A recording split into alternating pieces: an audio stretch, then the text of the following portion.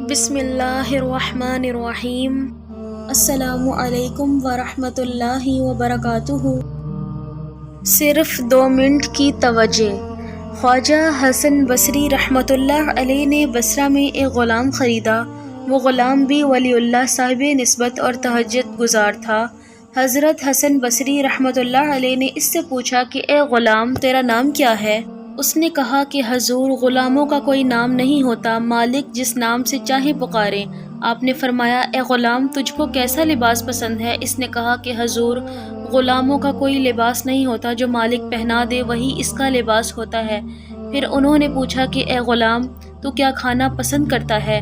غلام نے کہا کہ حضور، غلاموں کا کوئی کھانا نہیں ہوتا، جو مالک کھلا دے وہی اس کا کھانا ہوتا ہے۔ خواجہ حسن بصری چیخ مار کر بے ہوش ہو گئے۔ جب ہوش میں آئے تو فرمایا، اے غلام، میں تجھ کو آزاد کرتا ہوں۔ میں نے تجھے پیسے سے خریدا تھا، مگر اب تجھ کو پیسہ نہیں دینا ہے، میں تجھ کو مفت میں آزاد کرتا ہوں۔ غلام نے پوچھا، کس نعمت کے بدلے میں آپ مجھ کو آزاد کر رہے ہیں؟ آپ نے فرمایا، تم نے ہم کو اللہ کی بندگی سکھا دی۔ ایک واقعہ۔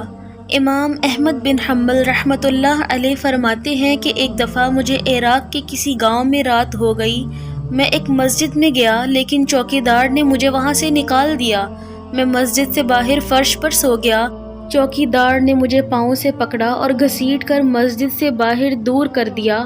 ایک خدا ترس آدمی مجھے اپنے گھر لے گیا۔ وہ شخص چلتے پھرتے، اٹھتے بیٹھتے ہر وقت استغفار پڑھتا تھا۔ صبح ہوئی تو میں نے اس شخص سے پوچھا کہ کیا آپ کو استغفار پڑھنے کا کوئی فائدہ بھی ہوا؟ اس نے جواب دیا، جی ہاں، میری ہر دعا قبول ہوئی سوائے اس کے کہ میری ملاقات امام احمد بن حنبل سے ہو جائے۔ میں نے کہا، میں ہی احمد بن حنبل ہوں، اور تم دیکھو کہ مجھے کیسے گھسیٹ کر تمہارے پاس لایا گیا ہے۔ اس واقعے کا سبق یہ ہے کہ استغفار کو لازم پکڑو، اور اللہ تعالیٰ آپ کی ہر خواہش کو پورا فرمائے گا۔ آمین۔ مزید ایسی اسلامک اور سبق آموز ویڈیوز دیکھنے کے لیے ہمارے چینل ماریہ خان وائس کو سبسکرائب کریں۔ اللہ حافظ۔